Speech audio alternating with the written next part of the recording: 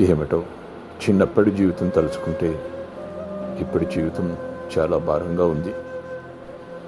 రోజు ఆఫీసు, హాల్వాని ఇంటికి, just routine life. చిన్నప్పుడు మా ఊళ్ళో గడ్డువామితో అక్కడ ఉన్న సీడ్లు చలేల్లో ఆడుకుంటుంటే వరి నాటేసే వాళ్ళు అందరం సరదాగా ఉండేవాళ్ళం. స్నేహితులతో వర్షం వచ్చినప్పుడు ఎంతో ఆటలు ఆడేవాళ్ళం. డాబాపై పడుకొని చుక్కలు చూస్తూ ఎన్నో కబుర్లు చెప్పుకునేవాళ్ళం. వానలో తడుస్తూ స్కూల్కి వెళ్ళిన రోజులు ఇంకా మర్చిపోలేనివి. నాన్నమ్మతో కూర్చొని సరదాగా వినాయక చవితి రోజు చూస్తుంటే ఎంతో హాయిగా ఉండేది.